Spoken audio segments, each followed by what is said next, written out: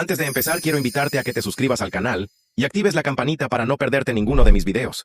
Tu apoyo me motiva a seguir trayéndote más historias como esta. Descubrí que mi papá tiene otra familia, a 3 pueblos de distancia, con hijos de las mismas edades que mis hermanos y yo. Así que decidí invitarlos a nuestra cena de acción de gracias. Hace 3 semanas, tomé prestado el carro de mi papá para recoger una pizza. Una noche normal de martes. Metí la mano bajo el asiento buscando el cable auxiliar y toqué algo duro, un iPhone, pero no el de mi papá. El suyo estaba en su bolsillo. Este no tenía contraseña. Se abrió de inmediato. Lo primero que vi fue un mensaje. Te extraño, papi. ¿Cuándo vuelves a casa? Firmado, Jessica. Yo no tengo ninguna hermana llamada Jessica. Entré a las fotos. Mis manos empezaron a temblar.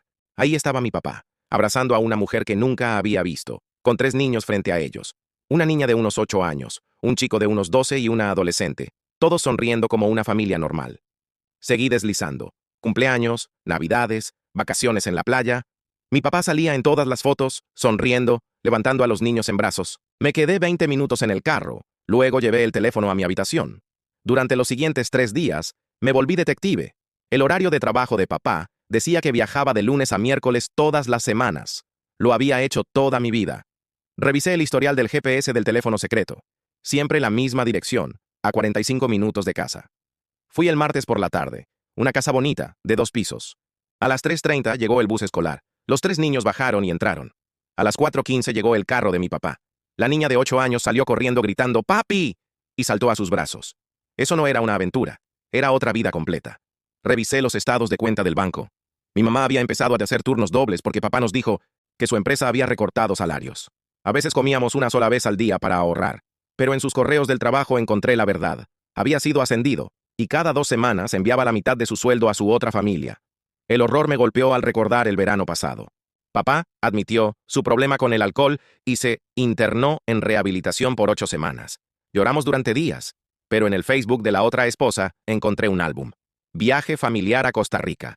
8 semanas de fotos. Papá en la playa, en tirolesas. Las fechas coincidían. Mientras nosotros rezábamos por su recuperación, él estaba de vacaciones. Después hallé documentos de una segunda hipoteca sobre nuestra casa. $150,000. Nos dijo que era para pagar gastos médicos de emergencia de su hermana. En el Facebook de la otra esposa, 6 meses atrás, aparecía su nueva piscina y cocina al aire libre. Nuestra deuda pagó sus lujos. 3 días antes de Acción de Gracias, hice un perfil falso y le envié mensaje a la otra esposa. Hola, estamos organizando una reunión familiar de los Christensen.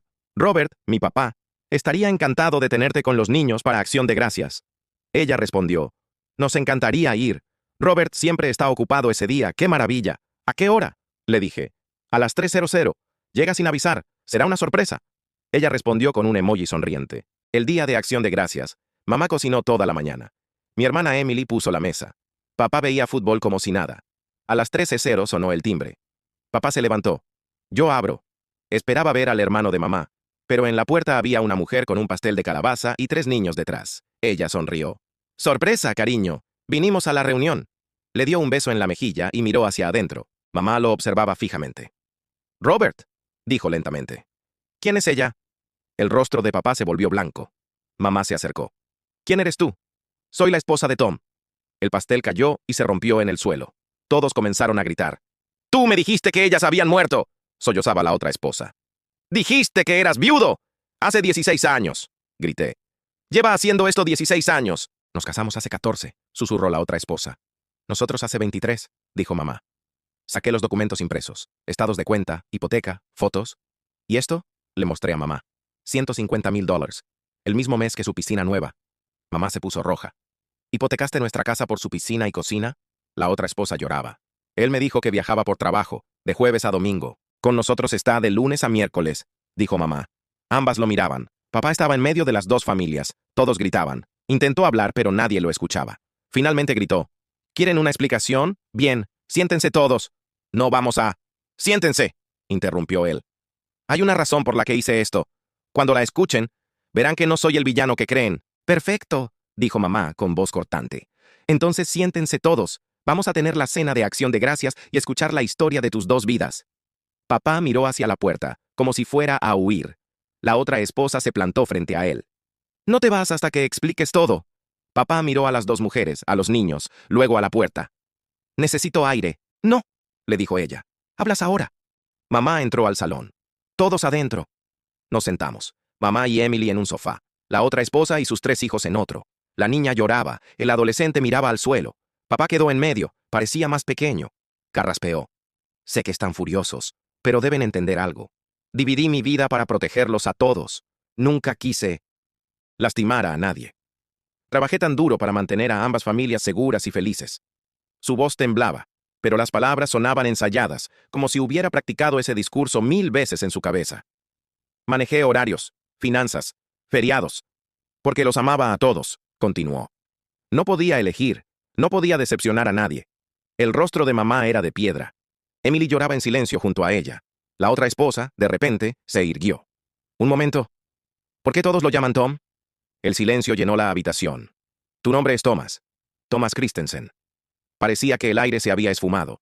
Mamá volteó a mirar a papá. ¿Qué? Susurró. La otra esposa lo miró confundida y asustada. Su nombre es Thomas, llevamos casados 14 años, se llama Thomas. Sentí que el estómago se me hundía. Mamá, su nombre es Tom. Tom Christensen. Eso dice en nuestros certificados de nacimiento. El rostro de la otra esposa se puso blanco. No. Su licencia de conducir, dice Thomas. Su identificación del trabajo, dice Thomas. Sus tarjetas de crédito también. Papá abrió la boca, pero no salió ningún sonido. Mamá se levantó tan rápido que el sofá se movió. Todo su cuerpo temblaba. Tienes 10 minutos, dijo con voz fría y firme. 10 minutos para recoger tus cosas y salir de mi casa. Esta noche cambio las cerraduras. Si vuelves sin mi permiso, llamo a la policía. Papá intentó decir algo. 10 minutos, repitió mamá. Empiezan ahora. Cruzó los brazos. Papá miró a las 2 esposas, luego a todos los hijos, y subió las escaleras. Lo seguí. Metí las manos en los bolsillos y sentí el teléfono secreto. Papá entró al dormitorio y empezó a meter ropa en una maleta. Pasé de largo y fui a su oficina. Las manos me temblaban tanto que apenas podía sostener mi celular. Abrí el archivador. Pólizas de seguro. Foto. Estados de cuenta bancarios. Foto. La imagen salió borrosa. La tomé 3 veces más. Documentos de propiedad. Foto. Declaraciones de impuestos. Foto. Sabía que si no guardaba todo en ese momento, podría desaparecer para siempre. Papá pasó frente a la puerta con su maleta. ¿Qué estás haciendo? Nada. Seguí tomando fotos. No discutió. Lo oí bajar las escaleras. Abrí los cajones del escritorio. Facturas de tarjetas de crédito. Foto. Más estados de cuenta. Foto.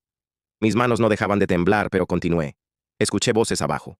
Pasos. La puerta principal se abrió y se cerró. Bajé con el teléfono secreto en el bolsillo. La otra esposa estaba junto a la puerta con sus hijos, todos llorando. Caminó hacia mamá. Ambas tenían lágrimas corriendo por el rostro. «¿Puedo darte mi número?», susurró ella. Mamá asintió. Sacaron sus teléfonos con manos temblorosas. La otra esposa escribió su número en el de mamá. «Deberíamos hablar cuando estemos más tranquilas». Mamá volvió a asentir. Ambas parecían rotas, pero ahora estaban del mismo lado. La otra esposa reunió a sus hijos y se marchó. La puerta se cerró. Emily estaba sentada en las escaleras, llorando. Mamá se quedó de pie en el pasillo mirando la nada. Subí a mi habitación. Me senté frente al portátil y conecté el teléfono secreto. Emily entró y se sentó a mi lado sin decir nada. Comencé a exportar todo. Mensajes, fotos, ubicaciones GPS, correos, cada fragmento de 16 años de mentiras. La barra de progreso avanzaba lentamente. Emily solo miraba, en silencio. Ninguna de las dos habló. Observábamos cómo los archivos pasaban del teléfono a mi computadora y luego a la nube. Pasaron 3 horas. Me dolía la espalda, los ojos ardían, pero no paré hasta que cada archivo estuvo respaldado en 3 lugares diferentes. Pasada la medianoche, mi celular vibró. Era papá. Párrafos largos. Celular vibró. Era papá, que trabajó duro para mantenernos felices, que no entendíamos la presión que sentía, que no era justo que todos estuviéramos en su contra. Lo leí y me sentí enferma. Eran tácticas de manipulación. Aún con el cansancio, podía verlo claro. Se hacía la víctima. Intentaba que sintiéramos lástima por él. Le mostré los mensajes a mamá. Ella los leyó y bloqueó su número sin decir una palabra. El viernes amaneció demasiado rápido. Nadie había dormido. A las 8 mamá ya estaba al teléfono con un cerrajero. Sí, necesito que cambien todas las cerraduras hoy. Todas. Puerta principal, trasera, garaje, todo. El cerrajero llegó a las 10. Lo observamos sacar las cerraduras viejas e instalar nuevas. Emily estaba en la mesa del comedor con el portátil de mamá, cambiando contraseñas. Banco, correo, Netflix, teléfono, todo lo que papá podía usar. Estábamos recuperando el control, pedazo a pedazo. Cada nueva cerradura era como levantar un muro entre nosotros y él. Cada contraseña nueva, cerrar una puerta que ya no podría abrir. El cerrajero le entregó a mamá un juego de llaves nuevas. Ella la sostuvo y, por primera vez, vi sus hombros relajarse un poco. Abrí la app del banco en mi celular mientras el cerrajero terminaba. Revisé las transacciones recientes. Había un patrón. Cada 2 semanas, justo después del depósito del sueldo de papá, una transferencia etiquetada como ahorros. Pero no iba a nuestra cuenta de ahorros. Era otro número de cuenta desconocido. Abrí el historial. Años y años de transferencias, cada una coincidiendo con su fecha de pago. Papá había estado enviando dinero sistemáticamente a su otra familia, mientras nos decía que solo podíamos comer una vez al día. Le mostré la pantalla a mamá. Ella la miró. Las manos le volvieron a temblar. Me dijo que no podíamos permitirnos comprar comida, dijo con la voz rota. Seguí bajando. Las sumas eran enormes, miles y miles de dólares. Dinero que debía alimentarnos, pagar las facturas, dinero que terminó en su piscina y su cocina nueva mientras nosotros pasábamos hambre. Cerré la app del banco y me quedé mirando la nada. Mi mente intentaba darle sentido a los números, pero no podía. Cada 2 semanas, durante años, como un reloj. La luz de la cocina se encendió detrás de mí. Di un salto. Emily estaba en la puerta con los ojos rojos e hinchados. Caminó hacia mí y se apoyó contra el mesón, a mi lado. Ninguna dijo nada. Solo nos quedamos ahí, en silencio, respirando el peso de lo que acabábamos de descubrir. Durante un minuto. Luego preguntó, ¿qué pasará cuando la gente del colegio se entere? Su voz se quebró al decir la última palabra. La miré. Se estaba arrancando la uña del pulgar y evitaba mirarme a los ojos. Dijo que todos la conocerían como la chica cuyo padre tenía una familia secreta. Dijo que la señalarían, que susurrarían a sus espaldas, que harían preguntas que no podría responder. No sabía cómo volver al colegio el lunes y fingir que todo estaba bien. No tuve una buena respuesta. Le dije que no lo sabía. Ella asintió, como si ya lo esperara. Luego me preguntó si creía que mamá estaría bien. Le respondí que tampoco lo sabía. Emily se secó las lágrimas con la manga y subió a su habitación. Me quedé solo en la cocina oscura durante otra hora. El sábado por la mañana, mamá ya estaba despierta antes del amanecer. La encontré en la mesa, con una libreta y su teléfono. Tenía una lista de números: bancos, abogados, aseguradoras. Me miró cuando entré y dijo que había programado una cita en el banco para el lunes. Marcó un número y comenzó a hablar. Mientras preparaba café, la escuché. Su voz era firme, sin titubeos. Le dijo a la persona del otro lado que necesitaba revisar todas las cuentas y préstamos vinculados a nuestra dirección. Hubo un silencio. Debieron preguntarle por qué. Mamá respondió que había algunas irregularidades que necesitaba investigar. Otro silencio. Se notaba que la persona del banco estaba confundida, pero finalmente aceptó. Mamá anotó la hora. Lunes, 9:30 a.m. Luego hizo una marca junto al nombre del banco y marcó el siguiente número. Después de que colgó, fui a la oficina de papá. El escritorio aún estaba cubierto con los papeles que había revisado el jueves. Saqué el teléfono secreto y abrí su correo laboral. Luego busqué sus comprobantes de pago en el archivador y los puse sobre el escritorio. El más reciente mostraba su salario actual. Después encontré un correo de hace 8 meses sobre su ascenso. El nuevo salario era un 30% más alto del que tenía antes. Mis manos comenzaron a temblar mientras hacía las cuentas. Había sido ascendido 8 meses atrás, justo cuando nos dijo que le habían reducido el sueldo. Justo cuando mamá empezó a trabajar turnos dobles. Justo cuando empezamos a comer una sola vez al día para ahorrar. Seguí revisando correos, evaluaciones, bonificaciones, reconocimientos. Todo mostraba que le iba excelente en el trabajo, que ganaba más que nunca, y aún así nos había hecho creer que estábamos en la ruina, que no había dinero, que teníamos que racionar la comida. Lo vio todo. Vio a mamá agotarse mientras su cuenta seguía creciendo. El domingo por la tarde, llamé a la otra esposa. Mi dedo se quedó flotando sobre su número durante 5 minutos antes de presionarlo. Contestó al segundo tono. Su voz sonaba cansada. Le pregunté si tenía tiempo para comparar algunos documentos conmigo. Dijo que sí, sin dudar. Pasamos la siguiente hora revisando fechas y recibos. Ella tenía estados de cuenta bancarios. Yo tenía los nuestros. Ella tenía fotos con fechas. Yo, los registros de ubicación del teléfono secreto. Cada vez que llenaba un hueco en mi línea de tiempo, lo anotaba.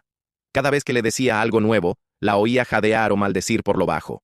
Coordinamos su calendario de viajes. Lunes a miércoles con nosotras, jueves a domingo con ellas, sin huecos, sin errores, con una precisión escalofriante. Ella mencionó recibos de flores. Busqué los cargos en nuestra tarjeta y allí estaban. Mencionó escapadas de fin de semana y encontré los pagos de hotel.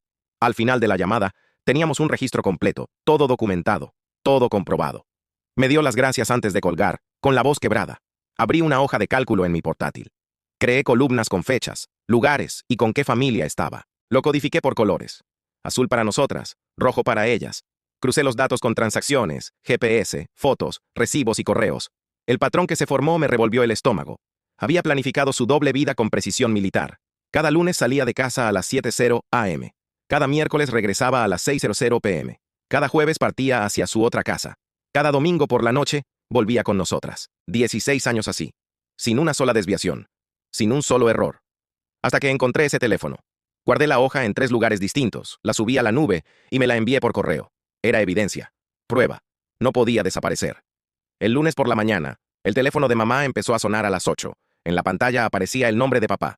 Ella lo miró. Su dedo se movió hacia el botón de contestar, pero se detuvo. El teléfono siguió sonando.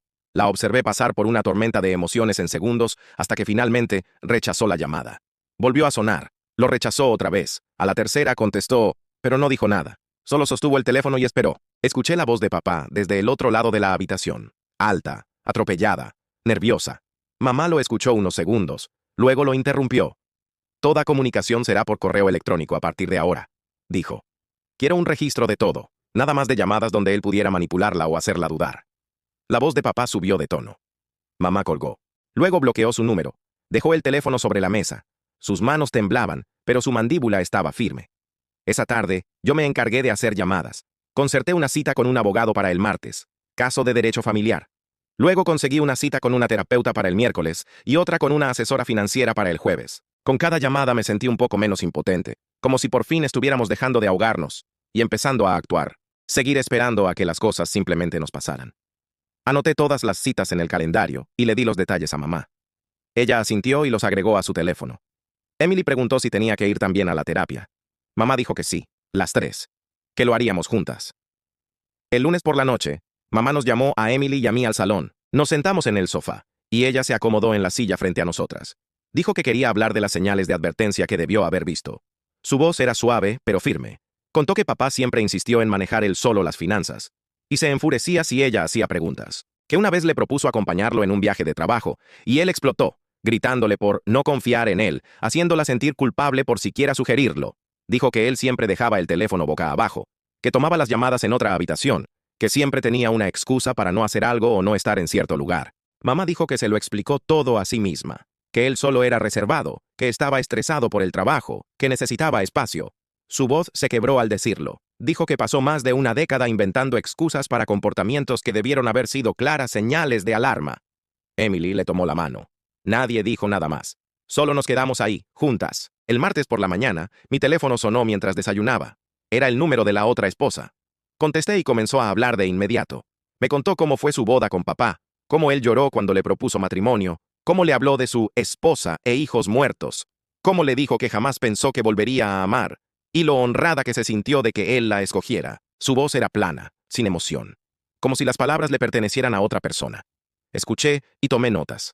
Luego busqué a mamá y le conté todo. Vi cómo su expresión cambiaba. Primero incredulidad, luego furia, y finalmente tristeza. Dijo que, en otras circunstancias, podría haber sido amiga de esa mujer, que ambas habían sido víctimas del mismo hombre, que era extraño sentir rabia y compasión al mismo tiempo. A las 9:30 de la mañana fuimos al banco. Mamá dio su nombre en recepción. Un hombre salió poco después. Se presentó como Brooks. Nos llevó a una pequeña oficina, encendió su computadora y empezó a revisar la solicitud hipotecaria del segundo préstamo. Su rostro palideció mientras hacía scroll. Giró la pantalla hacia nosotras y señaló una firma. Preguntó si era la de mamá. Ella se inclinó y la examinó con atención. Dijo que se parecía, pero algo no encajaba. Las curvas no eran las suyas. Brooks asintió lentamente y señaló el sello del notario al final del documento. Dijo que parecía irregular. Los bordes borrosos, el número casi ilegible. Añadió que debía reportarlo al departamento de fraudes. Esto podría ser una falsificación, dijo. Las manos de mamá se aferraron a los brazos de la silla. Yo la miré procesar lo que eso significaba. Alguien había falsificado su firma. Alguien había robado $150,000 a su nombre. Ese alguien era su esposo. Salimos del banco sin hablar. Mamá caminaba rígida, con el rostro serio, pero las manos temblorosas. Al subirnos al carro, se volvió hacia mí y dijo, necesitamos copias de todo, cada documento, cada foto, cada mensaje. Dijo que si papá lo había hecho una vez, podía hacerlo de nuevo. Fuimos directo a una imprenta y gastamos $40 sacando duplicados de todas las pruebas. Mamá guardó un juego en una caja de seguridad en otro banco y me dio otro para esconderlo en mi apartamento. Esa tarde conduje hasta la oficina del registro civil. El edificio olía a papel viejo y limpiador de pisos. Llené un formulario de solicitud de registros públicos y lo entregué a la empleada. Tecleó el nombre de papá y levantó las cejas, Imprimió 2 certificados de matrimonio y los deslizó por el mostrador. El primero mostraba su matrimonio con mamá, 23 años atrás. Su nombre completo estaba allí. El segundo mostraba a alguien llamado Thomas, casado con la otra esposa hacía 14 años. Me quedé mirando el nombre. El nombre completo de papá era Thomas. Solo había invertido el orden de su primer y segundo nombre. Las direcciones en ambos certificados eran reales, la nuestra y la de ella. Ambos matrimonios estaban registrados, ambos seguían activos. Tomé fotos de los certificados y se las envié a mamá. Me llamó de inmediato. Podía oír su respiración entrecortada. Dijo que iba a llamar a un abogado ya mismo. El miércoles en la mañana me reuní con el detective Les Walton en la estación de policía. Tenía unos 50 años, cabello gris y gafas colgando de una cadena. Nos sentamos en una pequeña sala de entrevistas. Le conté todo. La hipoteca falsificada, las 2 identidades, los datos del GPS, las transferencias bancarias. Tomó notas, preguntó fechas y montos específicos. Cuando terminé, se recostó en la silla y dijo que la falsificación era un delito grave, que la bigamia era más complicada porque papá había usado nombres diferentes. Dijo que armar un caso sólido para que el fiscal pudiera procesarlo tomaría tiempo, tal vez semanas o meses, que había hecho un excelente trabajo reuniendo pruebas, pero necesitaban verificarlo todo de forma independiente. Me pidió si podía conseguir los registros laborales de papá. Le dije que lo intentaría. El detective Walton me dio su tarjeta y me advirtió que lo llamara si papá intentaba contactarme o aparecía inesperadamente. Dijo que hombres como él a veces se volvían peligrosos cuando todo su mundo se derrumbaba. El jueves por la mañana, Emily salió temprano hacia la escuela. Había agendado una cita con su orientadora para hablar de cómo manejar las preguntas de sus amigos. Yo me quedé en casa y llamé a la empresa donde trabajaba papá. La recepcionista me transfirió con recursos humanos y una mujer llamada Karen Dudley respondió. Le expliqué quién era y por qué llamaba. Hubo un largo silencio. Karen dijo que no podía hablar sobre la información de los empleados sin la debida autorización. Le dije que el detective Walton se pondría en contacto con ella oficialmente. Respondió que necesitaría hablar con su supervisor antes de comentar algo más. Su voz sonaba profesional, pero debajo se notaba la incomodidad. Tomó mis datos de contacto y dijo que alguien daría seguimiento. Nunca lo hicieron.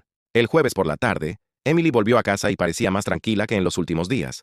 Me contó que la consejera la había ayudado a escribir un pequeño guión para responder si alguien le preguntaba por el Día de Acción de Gracias. Una simple frase sobre problemas familiares y que no quería hablar del tema. Emily practicó diciéndolo en voz alta conmigo hasta que sonó natural, no a la defensiva. Dijo que tener un plan la hacía sentir menos asustada por volver a la escuela. Esa noche, mi teléfono vibró con un mensaje de un número desconocido. Decía que extrañaba a su papá y quería saber cuándo regresaría a casa. Firmaba con un emoji de corazón. Al revisar el contacto, me di cuenta de que era Jessica, la hija de 8 años de la otra familia de mi padre. Mi primera reacción fue de enojo. ¿Por qué tenía mi número? ¿Por qué me estaba escribiendo? Pero luego recordé que solo era una niña, confundida, sin entender por qué su mundo se había desmoronado. Le respondí con cuidado, diciéndole que sabía que todo era difícil y confuso, pero que a veces los adultos cometían errores con consecuencias grandes. Le aseguré que su papá la amaba, pero que debía resolver problemas serios. Ella respondió con un emoji llorando, y sentí un nudo en el estómago.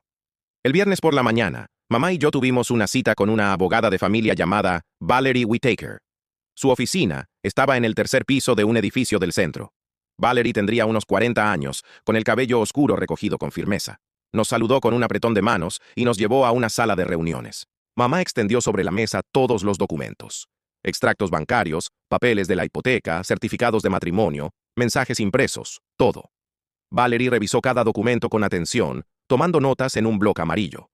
Cuando terminó, levantó la vista con una expresión seria.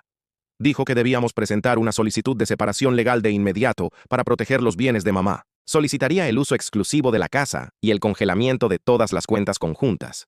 Aclaró que sería un proceso complicado y costoso, pero que teníamos pruebas sólidas de fraude y abuso financiero. Mamá firmó el contrato de servicios en ese mismo momento.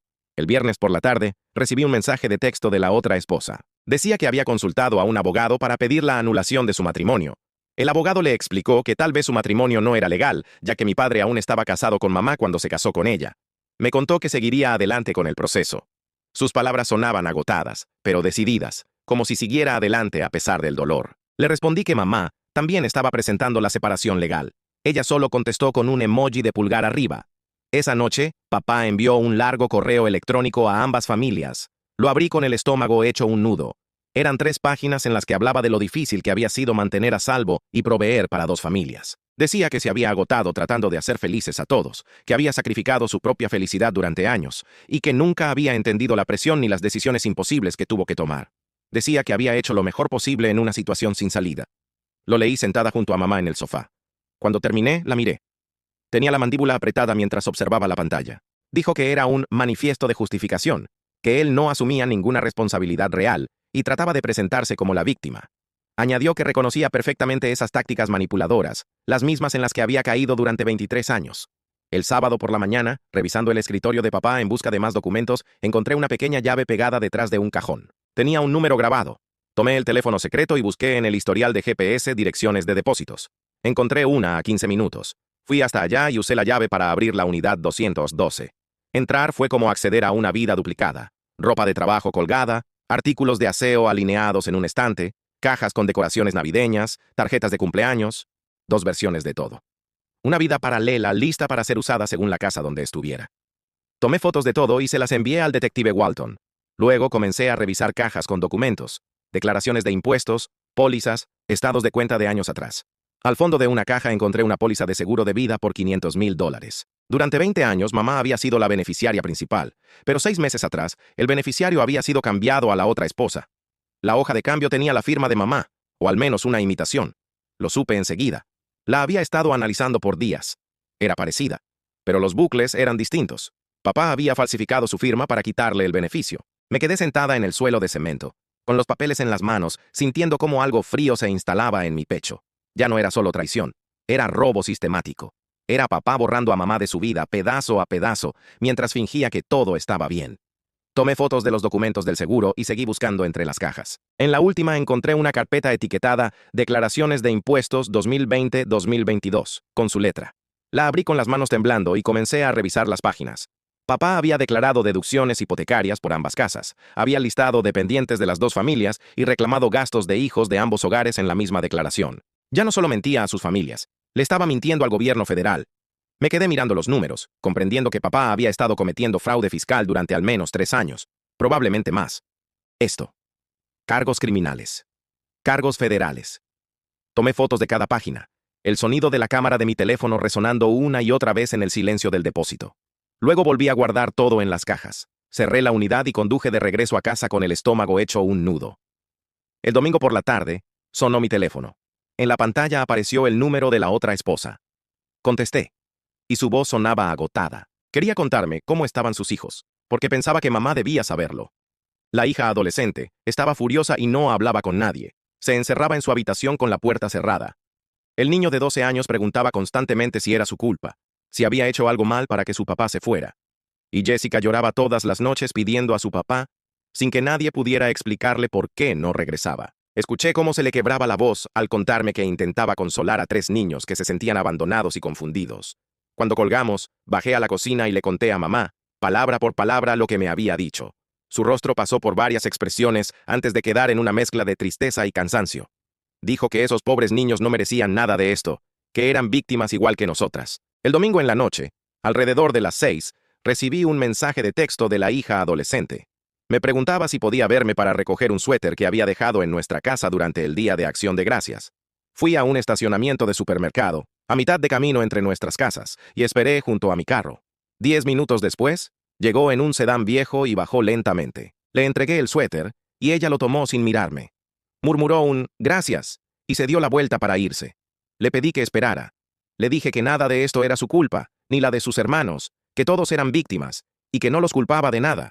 Ella asintió una vez, sin levantar la mirada, y volvió a subir al coche. La vi alejarse, sintiendo una mezcla extraña de rabia hacia papá, y compasión por esos chicos que eran, en parte, mis medio hermanos, aunque ni siquiera sabíamos que existíamos unos a otros.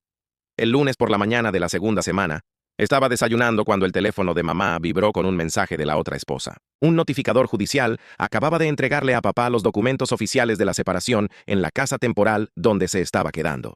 En menos de 5 minutos, ambos comenzamos a recibir una ráfaga de mensajes de texto de papá. Párrafos largos sobre cómo lo estábamos destruyendo, sobre lo ingratos que éramos, sobre cómo había sacrificado todo por ambas familias. Decía que ese era el agradecimiento que recibía. Los mensajes llegaban uno tras otro, cada vez más enojados y desesperados. Mamá los leyó con la mandíbula apretada y volvió a bloquear su número. Yo hice lo mismo. Le habíamos dicho que toda comunicación debía hacerse por correo electrónico, donde quedara registro, pero no podía evitarlo. Esa misma tarde, el teléfono de mamá sonó desde un número desconocido. Contestó con el altavoz activado, y una voz femenina se presentó como Karen Dudley, del Departamento de Recursos Humanos de la empresa de papá. Llamaba para informar que él había sido suspendido temporalmente, mientras se investigaban reportes de viajes falsificados. La compañía había descubierto discrepancias en sus gastos y ubicaciones que no coincidían con sus itinerarios. La voz de Karen sonaba profesional pero amable al explicar la situación. Mamá le agradeció y colgó. Luego se dejó caer sobre la silla de la cocina. Dijo que se sentía aliviada porque, al fin, podía haber consecuencias reales, pero también estaba asustada. ¿Cómo íbamos a manejar el dinero si papá se quedaba sin ingresos? Le recordé las medidas legales que estábamos tomando, pero el miedo seguía reflejado en sus ojos. El martes por la mañana, el teléfono volvió a sonar. Era Brooks Malone, del banco. Dijo que nuestra cuenta había sido marcada como riesgo de morosidad por la segunda hipoteca, ya que papá no estaba haciendo los pagos desde que sus cuentas fueron congeladas. Brooks le explicó a mamá la línea de tiempo del proceso de ejecución. Teníamos unos 90 días antes de que se iniciaran acciones serias. Detalló opciones de prórroga o modificación del préstamo, pero todas requerían documentación del fraude y cooperación entre múltiples partes. Mamá tomó notas con las manos temblorosas, anotando fechas y requisitos. Cuando colgó, me miró y dijo que podríamos perder la casa. Le dije que lo resolveríamos, pero en el fondo no tenía idea de cómo. Esa tarde, recibí una llamada del detective Walton. Me contó que había iniciado un análisis forense de firmas en los documentos hipotecarios, enviándolos a un perito especializado. Su tono sonaba cautelosamente optimista. Las diferencias en las firmas eran claras, y creía que teníamos pruebas sólidas para presentar cargos criminales. Pero advirtió que el proceso legal era lento, que construir un caso procesable tomaba tiempo y paciencia. Dijo que pasaría al menos algunas semanas, tal vez meses, antes de que se presentaran cargos. Le agradecí y colgué, con una mezcla extraña de esperanza y frustración. La justicia venía en camino, pero no lo suficientemente rápido para solucionar nuestros problemas inmediatos. El miércoles por la mañana, Emily y yo fuimos a nuestra primera sesión de terapia con Kendra Bowden. Su oficina estaba en un pequeño edificio profesional, con paredes beige y cuadros genéricos de paisajes. Kendra tendría unos 40 años, cabello oscuro corto y una voz tranquila que no sonaba fingida. La sesión inicial fue incómoda. Nos preguntó qué había pasado y cómo lo estábamos afrontando. No quería hablar de mis sentimientos ni de procesar emociones, o lo que fuera que se hacía en terapia. Pero Kendra no insistió en eso. En cambio, se centró en estrategias prácticas, cómo manejar pensamientos intrusivos, cómo establecer límites con papá, cómo responder cuando la gente hacía preguntas. Nos dio herramientas reales, no solo escuchas y asentimientos. Al final de la hora, sentí que tal vez esto realmente podría ayudarnos. Al salir, Kendra nos acompañó hasta la sala de espera y nos entregó una carpeta con materiales personalizados. Dentro había instrucciones claras. No revisar el teléfono secreto ni las redes sociales de papá después de las 9 p.m., porque eso alteraba el sueño y alimentaba los pensamientos obsesivos. Además, usar un diario físico para escribir los pensamientos intrusivos en lugar de dejarlos crecer en la mente. Kendra también nos dio permiso para no perdonar, ni intentar entender nada todavía, solo concentrarnos en sobrevivir un día a la vez. Tener límites estructurados respecto a mi constante necesidad de reunir evidencia en realidad tenía sentido. Esa noche, me obligué a guardar el teléfono a las 9 y escribí en el diario en su lugar. Dormí mejor que en las últimas 2 semanas. El miércoles por la tarde, estaba terminando mi turno en mi trabajo de medio tiempo en una tienda de artículos deportivos cuando salí al estacionamiento y vi el auto de papá. Estaba recargado en él, esperándome. Sentí que el estómago se me caía. Comenzó a caminar hacia mí rápidamente, hablando antes de que pudiera llegar a mi coche. Dijo que yo había arruinado todo al invitar a la otra esposa a la cena de Acción de Gracias, que todo era mi culpa, que ambas familias seguirían juntas si yo simplemente me hubiera quedado al margen. Su voz sonaba enojada y suplicante al mismo tiempo. Me detuve y lo miré. Le dije que toda comunicación debía ser por correo electrónico únicamente, que necesitaba irse. Empezó a discutir, pero me di la vuelta y caminé hasta mi coche. El corazón me latía tan fuerte que lo sentía en la garganta, pero mi voz se mantuvo firme. Entré, cerré los seguros y me fui mientras él se quedaba ahí, mirándome marchar. El jueves por la mañana, mi teléfono vibró con un mensaje de la otra esposa. Solo 3 palabras al principio. Lo siento mucho. Luego cargó una foto. Ella había estado revisando sus propios registros financieros, tratando de averiguar qué era real y qué eran mentiras. Encontró la factura del contratista de la piscina en una caja de archivos y la comparó con el método de pago. El cheque probaba que papá nos robó dinero para construirles la piscina a ellos. En su mensaje me dijo que no tenía idea de dónde había salido el dinero, que papá le había dicho que lo había ahorrado durante años. Reenvié la foto a mamá sin decir nada. Me llamó 2 minutos después, con la voz temblorosa pero controlada, pidiéndome que la acompañara al banco esa tarde. Tenía que tomar decisiones y quería que yo estuviera allí como respaldo. Conduje desde la universidad hasta casa, y alrededor de las 2 salimos juntas hacia el banco. Mamá se acercó al mostrador y pidió hablar con alguien sobre abrir una nueva cuenta. La representante nos llevó a una pequeña oficina con fotos genéricas de paisajes en las paredes. Mamá explicó que necesitaba una cuenta solo a su nombre, completamente separada de las cuentas conjuntas. La mujer hizo algunas preguntas y comenzó a llenar formularios en la computadora. Mamá le entregó su licencia de conducir, número de seguro social e información laboral. Solicitó que su cheque de pago se depositara en la nueva cuenta a partir del siguiente periodo de pago. Luego pidió los estados de cuenta impresos de todas las cuentas conjuntas de los últimos 6 meses. La representante imprimió todo, y mamá extendió los papeles sobre el escritorio. Sacó su cuaderno y empezó a anotar números, ingresos de su trabajo, gastos que no podíamos evitar, pago de la hipoteca, servicios, seguro del auto, comestibles. Tachó todo lo que no fuera esencial, sin servicios de streaming, sin salir a comer, sin gastos extra. Las matemáticas eran brutales, pero siguió avanzando, su pluma moviéndose con firmeza sobre la página. Después de 30 minutos, tenía un presupuesto mínimo que nos mantendría a flote solo con su salario. Se veía exhausta cuando salimos del banco, los hombros caídos y la cara pálida. Pero en el coche me dijo que saber exactamente con cuánto dinero contábamos se sentía mejor que vivir en la niebla de la incertidumbre. Al menos ahora podía planear en lugar de reaccionar ante cada nuevo desastre. Al final de esa segunda semana, la realidad empezó a asentarse respecto a las fiestas que se acercaban. Nada se sentía normal ni digno de celebrar. Una noche, después de cenar, mamá nos sentó a Emily y a mí en la mesa de la cocina. Tenía su cuaderno del presupuesto abierto frente a ella. Nos dijo que había llamado a nuestros tíos y tías para cancelar los planes familiares de Navidad. Su voz era firme, pero triste. Entonces vino la parte más difícil. Nos explicó que no podríamos darnos regalos ese año. No con los honorarios legales, los pagos de la hipoteca y todas las deudas acumulándose. Parecía a punto de llorar al decirlo. Emily habló primero. Dijo que no quería nada, que solo quería que esta pesadilla terminara. Yo estuve de acuerdo de inmediato. La idea de fingir que todo estaba bien solo para intercambiar regalos se sentía equivocada. Los ojos de mamá se llenaron de lágrimas, pero asintió y cerró el cuaderno. Nos quedamos allí un rato, sin hablar, simplemente existiendo juntos en nuestra realidad despojada. Mientras tanto, papá se había mudado a un departamento barato, alquilado mes a mes al otro lado de la ciudad. Lo supe solo porque nos envió un correo electrónico con su nueva dirección, como si realmente quisiéramos visitarlo. Pero lo que de verdad me revolvía el estómago era cómo había empezado a enviar versiones distintas de la historia a cada familia. En sus correos hacia nosotras, pintaba a la otra esposa como una manipuladora que lo había atrapado, diciendo que se había embarazado a propósito y que lo había amenazado con arruinarle la vida si no se casaba con ella. Escribía párrafos enteros sobre cómo ella era controladora y exigente, cómo lo hacía sentir obligado a mantener a sus hijos. Pero la otra esposa me reenviaba los correos que ella recibía de él. En esos mensajes, culpaba a mamá por ser fría y distante. Decía que se había descuidado después de tener hijos, que lo había hecho sentir no deseado en su propia casa. Estaba reescribiendo la historia en tiempo real, creando narrativas separadas para hacerse la víctima en ambas. Leerlos uno al lado del otro, me daban ganas de lanzar el teléfono contra la pared. Ni siquiera podía ser honesto con su propia deshonestidad. A mediados de la semana 3, mamá tuvo otra reunión con el detective Walton en la comisaría. Fui con ella para apoyarla. Walton revisó toda la documentación que habíamos entregado y luego le dio instrucciones específicas.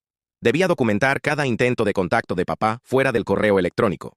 Si llamaba, debía dejar que pasara al buzón de voz y anotar la fecha y la hora. Si aparecía en algún lugar, debía escribir dónde y cuándo. Walton explicó que eso crearía un registro, una cadena de evidencia en caso de que papá escalara o se volviera amenazante. También sugirió que mamá enviara a papá una carta formal por escrito, detectadas durante el proceso de verificación. Brooks dijo que ya había informado al departamento de cumplimiento y que probablemente entrevistarían al notario que firmó los documentos. Mamá escuchó todo con atención, tomando notas en su libreta, mientras su rostro mostraba una mezcla de cansancio y alivio. Al menos alguien más estaba comenzando a cuestionar cómo había sido posible todo esto. Cuando salimos del banco, mamá se apoyó en el volante antes de encender el auto. Dijo en voz baja que estaba agotada, que cada vez que resolvía un problema, aparecían 3 más. Yo le tomé la mano y le recordé que ya habíamos avanzado mucho. El proceso legal, las pruebas, los límites establecidos con papá, todo eso era progreso, aunque doliera. Esa noche, mientras cenábamos en silencio, mamá mencionó que planeaba enviar la carta de límites de comunicación certificada a la mañana siguiente. Había redactado el texto con ayuda de Valerie. Era directo, sin emociones, solo hechos. Toda comunicación debía realizarse únicamente por correo electrónico. Cualquier intento de contacto personal sería considerado acoso y reportado. Cuando terminó de leerla en voz alta, su voz temblaba, pero no por miedo, sino por determinación. El viernes por la tarde, la carta fue enviada. Tenía acuse de recibo y requería firma. Cuando mamá volvió del correo, dejó el comprobante sobre la mesa y se sentó frente a mí. Dijo que, por primera vez en semanas, sentía que recuperaba un poco de control sobre su vida. Durante el fin de semana intentamos hacer cosas normales. Emily y yo cocinamos pan de banana mientras mamá organizaba los documentos legales en carpetas marcadas con fechas. Había una carpeta para el caso policial, otra para el banco, otra para el trabajo de papá, y una última con el título Finanzas personales. No era mucho, pero era orden. Sin embargo, el domingo en la noche, mientras veíamos una película, el correo electrónico de papá apareció en la pantalla del teléfono de mamá. No lo abrió. Solo lo observó durante unos segundos antes de silenciar las notificaciones. Dijo que ya no necesitaba leer sus mentiras, que cada mensaje era solo otra versión falsa de la realidad. Yo la miré, sabiendo que tenía razón, pero que aún faltaba mucho por recorrer. La carta certificada, el informe policial, la cita con el contador, la investigación del trabajo de papá. Todo se acumulaba como piezas de un rompecabezas que tardaría meses, quizás años, en completarse. Y aún así, por primera vez desde que todo comenzó, la casa se sintió un poco más tranquila esa noche. Sin llamadas, sin gritos, sin miedo, solo silencio. Un silencio que, por fin, no dolía. La fecha, lunes a las 9:00 a.m. Mamá asintió en silencio cuando colgó la llamada. Tenía la mirada fija, como si su mente ya estuviera ensayando cada palabra, cada respuesta que debía dar ante el juez. El fin de semana previo a la audiencia fue tenso. Mamá repasó los documentos una y otra vez, organizándolos por secciones en su carpeta: pruebas del fraude, registros bancarios, informes policiales y copias de correos electrónicos. Emily y yo tratamos de mantener la casa en calma, preparando comida y ayudando con las tareas, pero el aire se sentía denso, lleno de ansiedad contenida. El domingo por la noche, antes de acostarnos, mamá se sentó conmigo en el sofá y dijo en voz baja: "No importa lo que pase mañana, lo importante es que dijimos la verdad". Yo asentí, sabiendo que eso era lo único que realmente teníamos: la verdad y el valor de enfrentarla. El lunes por la mañana llegamos temprano al tribunal. Valerie nos esperaba afuera, con su carpeta bajo el brazo y una expresión serena que transmitía seguridad. Adentro, el ambiente era frío, con el eco de pasos y murmullos lejanos. En una de las bancas, la otra esposa ya estaba sentada, vestida con sencillez y sosteniendo sus propios documentos. Cuando mamá la vio, intercambiaron una mirada silenciosa, una mezcla de empatía y resignación. Minutos después, papá entró acompañado de su abogado. Llevaba traje, pero se notaba cansado, más delgado. No nos miró directamente, solo se sentó, murmurando algo a su defensor. El juez entró y todos nos pusimos de pie. La audiencia comenzó. Valerie tomó la palabra primero, presentando los hechos con precisión: el préstamo fraudulento, la falsificación de la firma, la doble vida, los daños financieros y emocionales. Luego fue el turno de mamá. Su voz tembló al principio, pero pronto se estabilizó. Respondió cada pregunta con claridad, sin dejarse provocar por las insinuaciones del abogado de papá. Cuando terminó, el juez asintió lentamente y tomó nota. Ordenó mantener las medidas temporales: casa exclusiva para mamá, restricción de contacto directo y supervisión en cualquier intento de comunicación. También reconoció la validez de las pruebas de fraude presentadas por la defensa de mamá. Papá se mantuvo en silencio, con el rostro tenso y los puños apretados sobre la mesa. Cuando el juez levantó la sesión, mamá exhaló por fin, como si hubiera estado conteniendo la respiración durante semanas. En el estacionamiento, Valerie la felicitó por su firmeza y le recordó que esto era solo el comienzo, pero que había dado un paso enorme. La otra esposa se acercó también, le agradeció por su valentía y le dijo que, de alguna forma, ambas habían salvado a sus hijos de seguir viviendo una mentira. Esa noche, al llegar a casa, mamá dejó la carpeta sobre la mesa y se sirvió una taza de té. No dijo nada durante un rato, solo miró por la ventana. Luego, con voz tranquila, dijo: "Ahora sí podemos empezar a sanar". Por primera vez en mucho tiempo le creí. Recordé a mamá que no olvidara llevar toda la documentación que habíamos organizado. El lunes por la mañana de la 9ª semana llegó, y mamá se puso su atuendo más profesional. Le temblaban las manos mientras abotonaba su blusa. La otra esposa nos esperaba afuera del juzgado a las 8:30, vestida también de manera formal. Se saludaron con un leve gesto antes de pasar juntas por el control de seguridad. La sala era más pequeña de lo que imaginaba, con paneles de madera y luces fluorescentes que le daban un aire oficial, pero al mismo tiempo mundano. Papá estaba sentado en una mesa junto a su abogado, negándose a mirar a cualquiera de las dos esposas cuando tomaron asiento al otro lado. La jueza, una mujer de unos 50 años, parecía cansada e impaciente mientras revisaba el grueso expediente frente a ella. Valerie presentó el caso con precisión: el préstamo hipotecario falsificado, el abuso financiero y las mentiras documentadas. El abogado de papá intentó argumentar que mamá debía haber sabido del préstamo y que había firmado los documentos voluntariamente, pero Valerie mostró el análisis de firma que probaba la falsificación. La jueza le preguntó directamente a mamá si tenía conocimiento de esa segunda hipoteca antes de descubrirla, y su voz fue firme al responder que no. Había confiado por completo en su esposo. Luego llamaron a declarar a la otra esposa, quien explicó con claridad la cronología de su relación con papá. Las mentiras, la identidad falsa y la forma en que manipuló a ambas familias. El abogado de papá trató de hacerla parecer poco confiable, insinuando que debió haber sospechado, pero la jueza lo interrumpió con severidad. Después de 2 horas de testimonio y revisión de documentos, la jueza otorgó a mamá la posesión temporal exclusiva de la casa y emitió una orden que prohibía a papá transferir, ocultar o disponer de bienes. También extendió las medidas restrictivas, dejando claro que papá solo podía comunicarse por correo electrónico y únicamente sobre asuntos legales. Mamá y la otra esposa salieron juntas del juzgado, exhaustas pero aliviadas. Antes de separarse, se tomaron brevemente de las manos, compartiendo un silencio de comprensión mutua. El miércoles por la tarde, mamá recibió una carta certificada del Departamento de Recursos Humanos de la empresa de papá. Su rostro se puso pálido al leerla. Karen había extendido de manera indefinida la suspensión sin sueldo de papá, hasta que se resolvieran los cargos criminales por falsificación. La carta era formal y ambigua, pero el mensaje era claro. Papá no tenía ingresos ni fecha para recuperarlos. Mamá se sentó en la mesa con su calculadora y los extractos bancarios, haciendo cuentas una y otra vez, cada vez con el ceño más fruncido. Esa noche nos dijo a Emily y a mí que debíamos ser muy cuidadosas con el dinero, que esto no era un problema pasajero. Emily preguntó si tendríamos que mudarnos, y mamá respondió que no si podía evitarlo, pero que todos debíamos colaborar y gastar con prudencia. Al final de la semana 9, nuestras compras en el supermercado eran completamente distintas. Mamá revisaba los precios con atención, compraba marcas genéricas y planeaba las comidas según las ofertas. Tomó 2 turnos adicionales en el trabajo y llegaba tan cansada que apenas lograba mantenerse despierta durante la cena. Supe por la otra esposa que también había conseguido un trabajo de medio tiempo en una tienda, trabajando por las noches mientras una vecina cuidaba a sus hijos.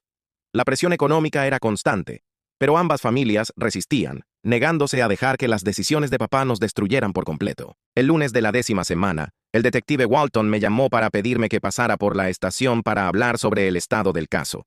Me recibió en la misma oficina pequeña donde habíamos presentado la denuncia inicial, con una expresión de disculpa mientras explicaba la decisión del fiscal. Procederían con el cargo de falsificación, ya que las pruebas eran sólidas, pero el de bigamia era incierto.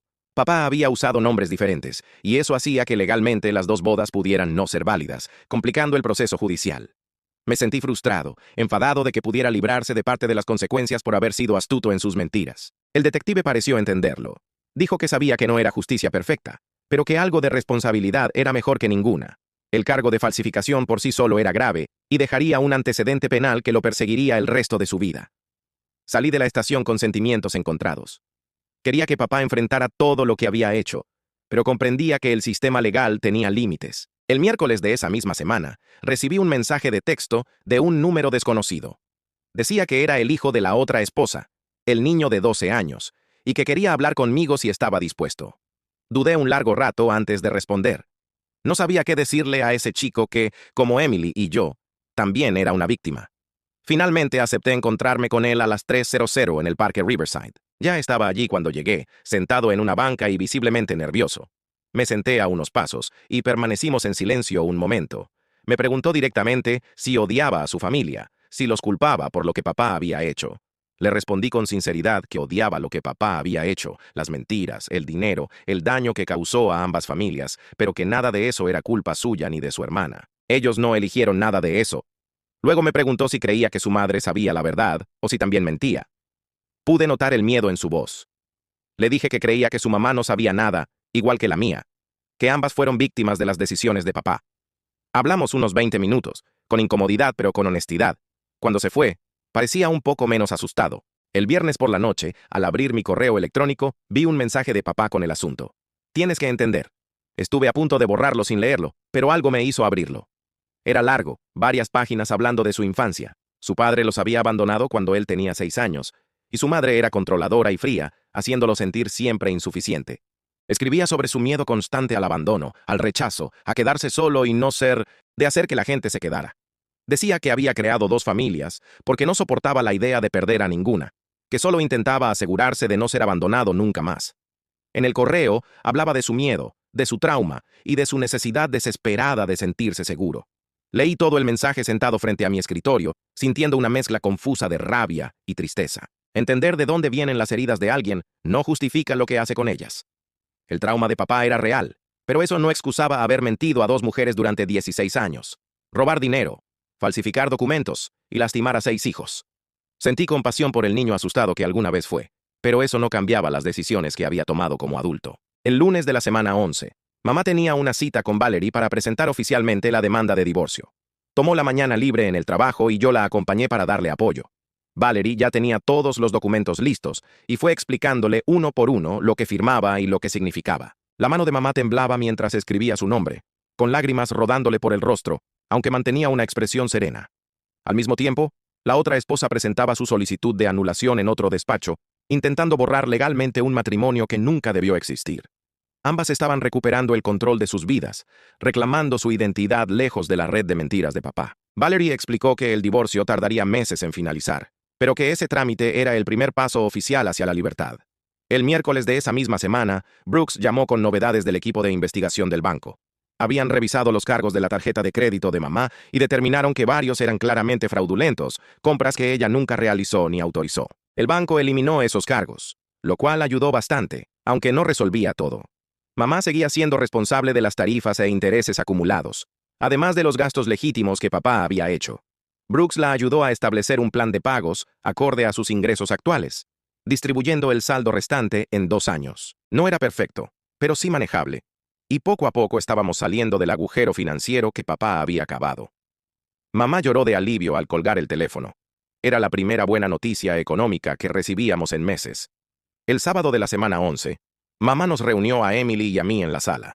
Tenía papeles esparcidos sobre la mesa, presupuestos, estados de hipoteca y listados de viviendas. Nos dijo que debíamos decidir si mantener la casa o mudarnos a algo más económico. Quedarnos significaba vivir bajo el acuerdo de indulgencia bancaria, ahorrando hasta el último centavo mientras esperábamos que el proceso legal resolviera la hipoteca fraudulenta. Mudarnos implicaba menores costos, pero también abandonar nuestro hogar, nuestro vecindario, todo lo familiar. Emily rompió en llanto, diciendo que no quería irse, que papá ya nos había quitado demasiado. Yo miré los números y vi lo difícil que sería quedarnos, pero también entendí cuánto significaba esa casa para ellas. Mamá permaneció en silencio largo rato, mirando las hojas, hasta que finalmente dijo que nos quedaríamos, que esa era nuestra casa y que papá no iba a quitarnos eso también. Haríamos que funcionara, juntos. El lunes por la mañana de la semana 12, mamá se reunió con la otra esposa en una cafetería a mitad de camino entre sus casas. Habían coordinado el encuentro por correo electrónico, ambas queriendo hablar en privado sobre cómo manejar la situación con papá y los niños. Yo no fui, pero mamá me contó todo esa noche. Hablaron más de 2 horas sobre cómo poner límites con los hijos, cómo asegurarse de que ninguno se sintiera atrapado entre los adultos o forzado a tomar partido.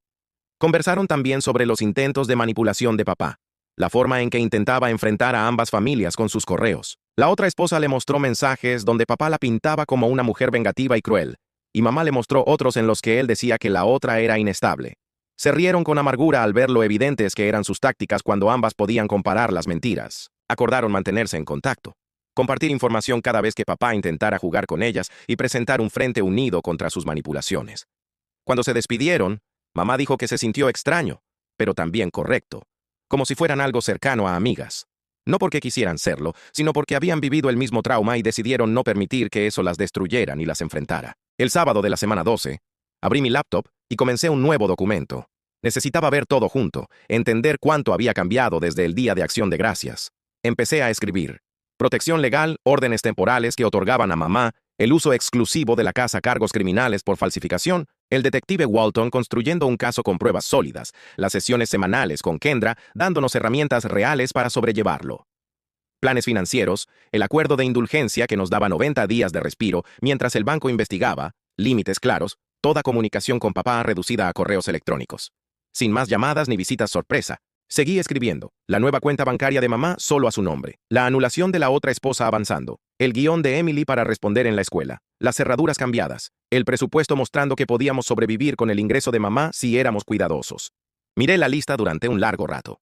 Aún había mucho roto, mucho incierto. El caso penal podría tardar meses o años. La hipoteca fraudulenta seguía pesando sobre nosotros. Papá continuaba enviando correos, intentando reescribir la historia y presentarse como víctima. Los hijos de la otra familia estaban sufriendo, y no podíamos hacer nada para aliviarlo, pero ya no nos estábamos ahogando. Teníamos suelo firme bajo los pies, planes concretos, personas que nos ayudaban a navegar el caos legal. Conocíamos la verdad, y nadie podía volver a manipularnos para hacernos dudar de ella. Guardé el documento y cerré el portátil. Esa noche de domingo, conduje hasta la estación de policía con el teléfono secreto de papá en el bolsillo. El detective Walton me recibió en el vestíbulo y le entregué el teléfono, explicándole que tenía copias de seguridad completas, guardadas de forma segura en 3 lugares distintos. Asintió y firmó un recibo, prometiendo mantenerme al tanto del avance del caso. El teléfono se sintió pesado al salir de mis manos, después de 12 semanas llevándolo conmigo a todas partes. Era la prueba de todo lo que papá había hecho. Mientras caminaba de regreso al auto, sentí algo extraño, como si una parte del peso por fin se hubiera ido. Esa noche, mamá preparó espaguetis y nos sentamos juntos a cenar en la mesa de la cocina, solo los 3. Emily revisó las cerraduras 2 veces antes de sentarse, su nueva rutina para sentirse más segura. Comimos despacio, sin prisas por terminar ni por huir a nuestras habitaciones, como solíamos hacer antes. El silencio se sentía distinto al de las últimas 12 semanas. Ya no estaba cargado de secretos, ni de tensión, ni de miedo. Era un silencio tranquilo, casi pacífico. Mamá extendió la mano y nos tomó a Emily y a mí, una a cada lado. Estábamos reconstruyendo algo nuevo a partir de los escombros que papá había dejado. Lentamente, con cuidado, pero juntos. Y bueno, eso es todo. Solo otra historia extraña, pero que valía la pena contar. Gracias por acompañarme hasta el final. No olviden dejar su like, suscribirse y compartir este video si les gustó. Hasta la próxima historia. Los amo mucho.